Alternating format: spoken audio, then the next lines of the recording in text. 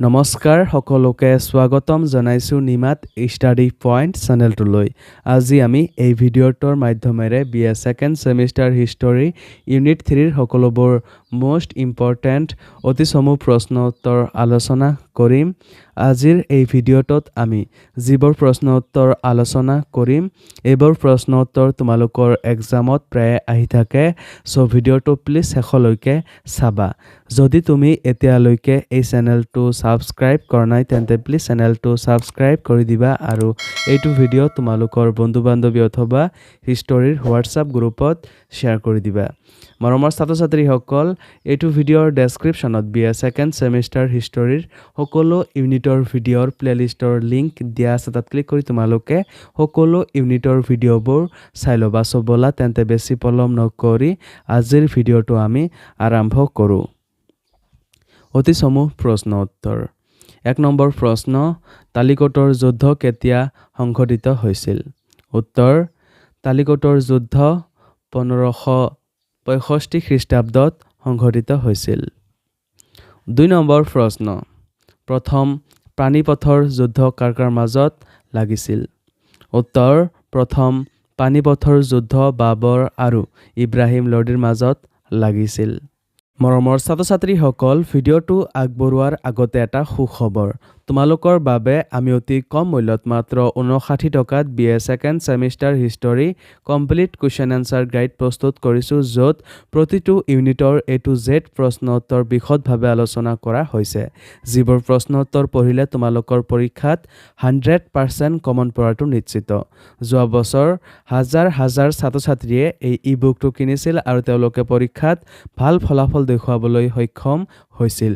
তোমালোকেও যদি মাত্ৰ 59 টকাত এই ই-বুকটো পাৰচেছ কৰিব বিচৰা তেন্তে এইটো ভিডিঅ'ৰ ডেছক্ৰিপশ্যন বা পিন কমেণ্টত দিয়া লিংকত ক্লিক কৰি ই-বুকটো ডাইৰেক্ট ডাউনলোড কৰি লৈ লোৱা অথবা স্ক্ৰীণত দিয়া হোৱাটছআপ নাম্বাৰত আমাৰ টীমৰ লগত কণ্টেক্ট কৰি নিশ্চিন্ত মনে ই-বুকটো পাৰচেছ কৰি লৈ লোৱা। ধন্যবাদ।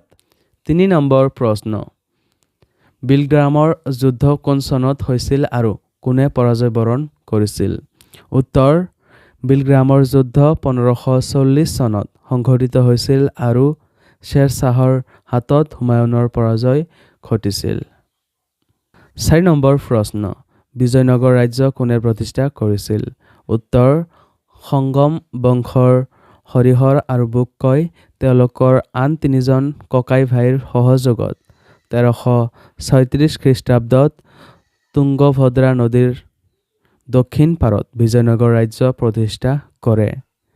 5 নম্বৰ প্ৰশ্ন, বাবৰৰ আত্মজীৱনীখনৰ নাম কি আছিল? উত্তৰ, বাবৰৰ আত্মজীৱনীখনৰ নাম আছিল তুজুক-ই-বাবৰী। 6 নম্বৰ প্ৰশ্ন, কাবুলিয়ত আৰু পট্টা প্ৰথা কোনে প্ৰৱৰ্তন কৰে? উত্তৰ, কাবুলিয়ত আৰু পট্টা প্ৰথা শ্বেৰ শ্বাহে প্ৰৱৰ্তন কৰে। 7 নম্বৰ প্ৰশ্ন, গুজৰাট ৰাজ্যৰ শ্ৰেষ্ঠ চুলতানজন কোন আছিল?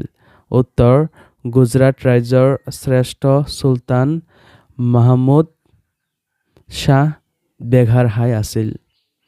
8 নম্বৰ প্ৰশ্ন, বাবৰৰ পূৰ্বৰ নাম কি আছিল? উত্তৰ, বাবৰৰ পূৰ্বৰ নাম আছিল জহিৰুদ্দিন মহম্মদ। 9 নম্বৰ প্ৰশ্ন, বংগদেশৰ প্ৰথম স্বাধীন চুলতান কোন আছিল? উত্তৰ, বংগদেশৰ প্ৰথম স্বাধীন চুলতান আছিল ছামছুদ্দিন ইলিয়াছ শ্বাহ। 10 নম্বৰ প্ৰশ্ন, বামনী ৰাজ্য কোনে প্ৰতিষ্ঠা কৰে? উত্তৰ, বামনী ৰাজ্য আলাউদ্দিন বামন শ্বাহে প্ৰতিষ্ঠা কৰে। 11 নম্বৰ প্ৰশ্ন, শ্বেৰ শ্বাহৰ সমসাময়িক দিল্লীৰ চুলতান কোন আছিল? উত্তৰ, শ্বেৰ শ্বাহৰ সমসাময়িক দিল্লীৰ চুলতান আছিল হুমায়ুন। 12 নম্বৰ প্ৰশ্ন, খাগ্ৰাৰ যুদ্ধ কাৰ কাৰ মাজত আৰু কোন চনত সংঘটিত হৈছিল? উত্তৰ, খাগ্ৰাৰ যুদ্ধ বাবৰ আৰু মহম্মদ লোডীৰ মাজত 1529 চনত সংঘটিত হৈছিল।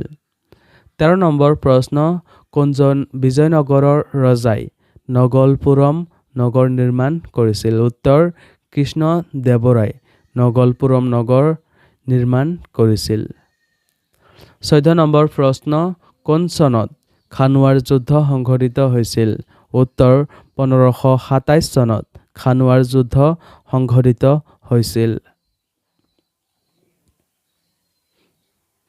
15 নম্বৰ প্ৰশ্ন, জৌনপুৰ নগৰ কোনে প্ৰতিষ্ঠা কৰিছিল?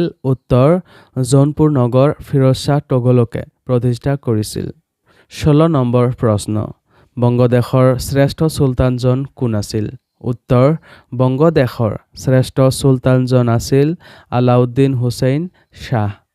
17 নম্বৰ প্ৰশ্ন, গুজৰাট ৰাজ্য কোনে স্থাপন কৰিছিল?